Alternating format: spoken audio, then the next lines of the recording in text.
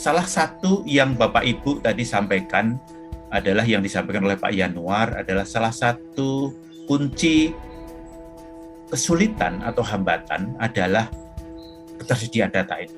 Ya, baik. Yang pertama tentu kami sampaikan terima kasih kepada teman-teman BPS, juga teman-teman kementerian lembaga dan yang lainnya yang telah berkenan selalu mengupdate data sehingga kami memperoleh data yang lengkap sampai dengan kondisi tahun 2001. Lanjut, silakan. Ya, ini tadi sudah disampaikan oleh Pak Sanjoyo, Pak Arifin Rudianto juga sampaikan.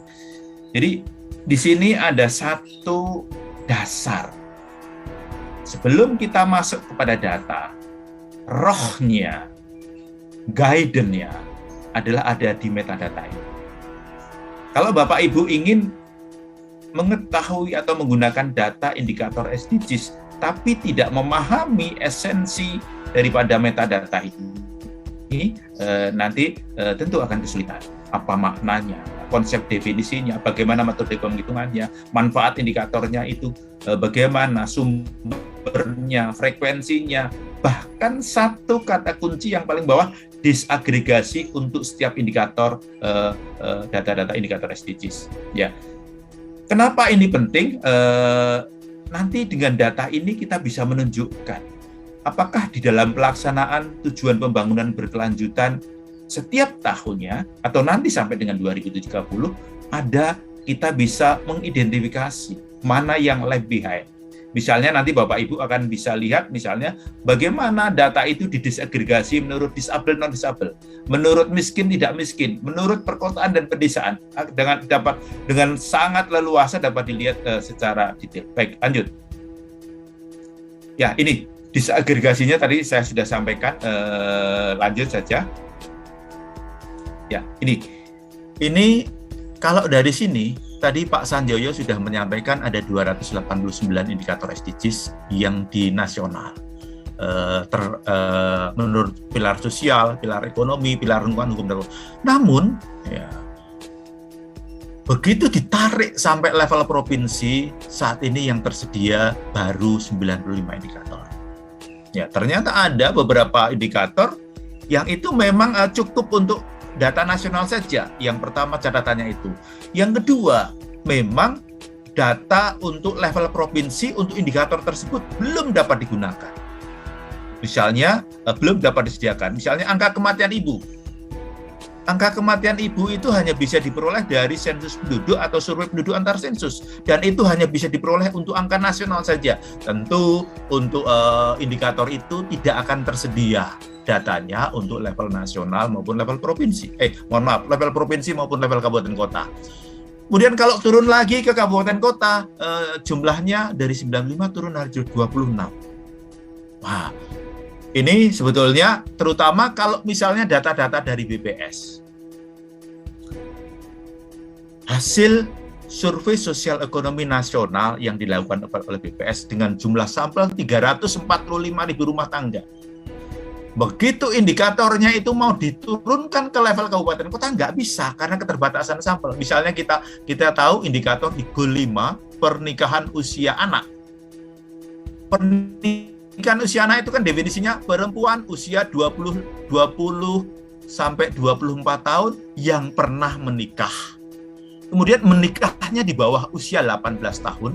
Nah, ini sampelnya yang 345 tadi akan turun sehingga tidak memungkinkan jumlah sampel itu untuk didisagregasi sampai level kabupaten kota. Ya, sehingga ketika itu harus didisagregasi level kabupaten kota harus dipahami.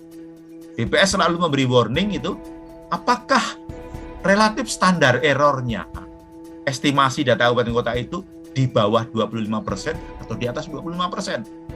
BPS akan sangat ketat mengatakan ini relatif standar error. Pak Gancang, ini relatif standar errornya di atas 25%. Tolong dengan gunakan. Langsung BPS itu di sini ada Pak Romsi, ada Pak Aven, dua direktur dari BPS yang menangani sekretariat SDGs di BPS mengatakan itu saya tutup Pak. Karena memang tidak bisa. Sehingga di sini wajar kalau yang keluar hanya 26. Nah, Bagaimana upayanya supaya 26 itu paling tidak setara dengan 95? Kami saat ini sedang koordinasi dengan BPS, kami sedang koordinasi dengan United Nations, dengan development partner, supaya yang 26 tadi menggunakan estimasi yang namanya small area estimation, sehingga bisa diestimasi kira-kira data-data indikator SDGs level kabupaten kotanya bisa diperoleh. Nah itu ini tentu kerja yang tidak mudah. Misalnya saja BPS itu kemarin melakukan small area estimation untuk 13 indikator, 1 tahun itu belum selesai. Ya mudah-mudahan bisa selesai sehingga dari 26 nambah 13 kan paling tidak ada 39 indikator yang sudah menambah, dan seterusnya itu akan kita terus lakukan. Nah tadi dikatakan oleh Pak Sanjoyo bahwa indikator itu bisa dibedakan laki-laki perempuan. Indikator-indikator SDGs yang bisa dibedakan laki-laki perempuan itu ada 43. Bagus, sudah meningkat. Ya, ini tentu terkait dengan gender issue. Apakah laki-laki dan perempuan dibedakan, ada perbedaan perlakuan enggak? Apakah ada perbedaan akses atau tidak misalnya? Kemudian antara perkotaan dan pedesaan bisa lebih meningkat lagi, ada 51. Nah, ini mulai tahun 2017 di BPS itu memasukkan pertanyaan-pertanyaan di dalam sensus dan surveinya, bahkan dari sejak 2015 sebetulnya. Pertanyaan tentang disabilitas sehingga bisa diperoleh data-data indikator SDGs yang dibedakan apakah itu untuk disabel non disabel. Misalnya rata-rata lama sekolah untuk penduduk disabel ya itu penduduk usia 25 tahun ke atas itu 4 tahun. Coba bandingkan dengan rata-rata lama sekolah penduduk yang tidak disabel 12 tahun. Itu menunjukkan bahwa masih ada lag behind saudara-saudara kita yang disabel itu rata-rata lama sekolahnya hanya 4 tahun misalnya. Dan kelompok umur akan kita lihat apakah anak, kemudian pemuda, remaja, dewasa, atau mungkin lansia. Akan kita tampilkan seperti itu. Kemudian kuntil pengeluaran. Ini untuk melihat kira-kira 40% kelompok pengeluaran terbawah, 40% kelompok pengeluaran menengah, dan 20% kelompok atas. Ini untuk menunjukkan kira-kira dibedakan antara yang miskin dan tidak miskin. Bagaimana? Ini ada 32 indikator yang bisa diperoleh dengan data itu. Kemudian dibedakan menurut tingkat pendidikannya, misalnya SMP ke bawah, SMA atau perguruan tinggi, kira-kira seperti itu. Kemudian status perkawinan, menikah, belum menikah, cerai atau janda atau duda dan lain-lain. Lanjut. Ya jadi ini tantangan ini saya kira tadi sudah saya sampaikan lewat saja. Ada satu poin, selain small area estimation, BPS terutama kami juga senang sekali bahwa BPS dengan Sekretariat Satu Data Indonesia dengan Kominfo itu menjadi satu prioritas untuk membina statistik sektoral. Bahkan di beberapa BPS provinsi, BPS kabupaten kota, pembinaan statistik sektoral ini sudah sangat masif. Misalnya kalau boleh saya ambil contoh BPS Kabupaten Pacitan, BPS Kota Pangkal Pinang. 2 provinsi ini kalau saya boleh ambil contoh adalah kabupaten-kabupaten kota yang leading, BPS-nya itu leading di dalam melakukan pembinaan statistik sektoral. Kemudian ada pemanfaatan big data. Misalnya saat ini kalau boleh bilang, dengan kita mempunyai handphone, setiap orang mempunyai handphone, kemudian pergerakan dari satu orang kepada satu wilayah yang lain, pagi berangkat dari rumah, pulang kerja, kemudian perpindahan migrasi itu BPS bisa memperoleh data mengenai pariwisata. Ya. Misalnya diidentifikasi kira-kira nomor-nomor handphone yang ada di Taman Mini pada hari Minggu, itu rumahnya ada di mana, itu BPS bisa mengidentifikasi itu dengan menggunakan yang namanya big data. Lanjut saja ya. Lanjut. Ya, ini nanti saya tidak akan terangkan, paling tidak sekilas akan saya tunjukkan bagaimana indikator-indikator SDGs yang tingkat nasional, provinsi, ya, bahkan nanti juga kabupaten kota. Ini nomornya, kemudian kode indikator tadi yang disampaikan oleh Pak Sanjoyo yang berlambang 141 bintang, berarti indikator ini sudah standar internasional. Kemudian ada kurung A, kurungnya melengkung. Misalnya ada kurung A atau kurung B, tapi kurungnya lurus, kotak gitu ya. Itu maknanya berbeda. Tadi Pak Cahyo sudah menjelaskan sumber datanya dari mana, kemudian ketersediaannya bagaimana, kemudian provinsi gimana. Lanjut saja, tunjukkan yang sampai kabupaten kota. Ini dia. Ini beberapa indikator yang tersedia nasional, provinsi, dan kabupaten kota. Nanti Bapak Ibu dapat melihat, saya ingin ini ditutup dulu.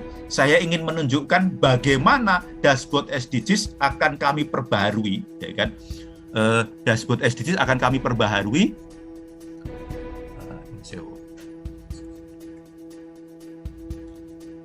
Ya. Ya, kelihatan. Mohon maaf, sebentar.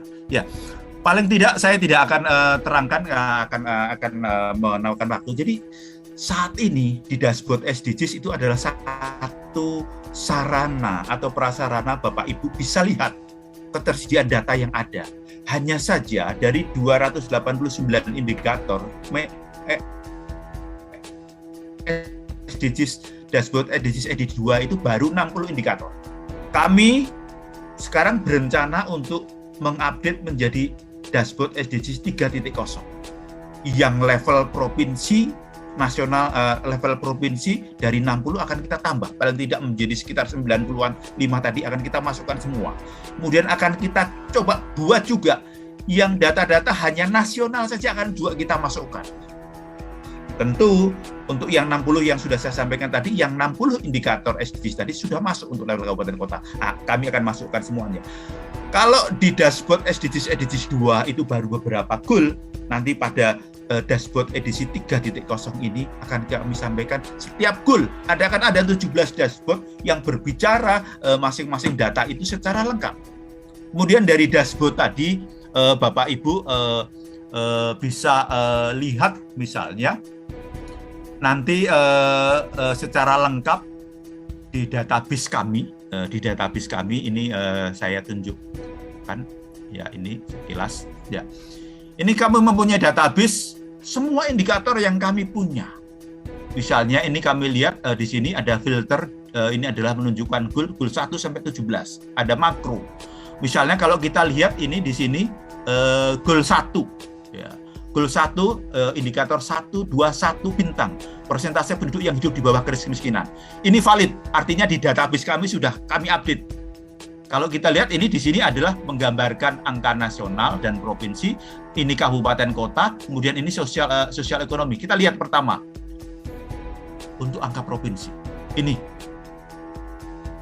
Jadi kami punya dari 2015 sampai 2021, ya kan, setahun 2 kali, ya kan, baik nasional, provinsi sampai dengan 2021. Ini thanks to BPS yang selalu mengupdate data ini. Ya.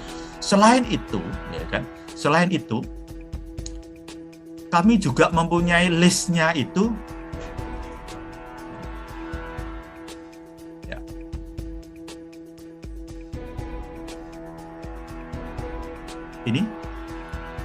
Ini adalah yang angka per provinsi.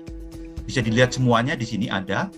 Kemudian yang berikutnya kami juga akan tunjukkan kembali kepada list tadi. Misalnya ini di sini akan kelihatan menurut daerah tempat tinggal, menurut jenis kelamin, menurut kelompok umur, menurut status disabilitas. Misalnya saya ingin lihat status disabilitas. Nah ini kelihatan.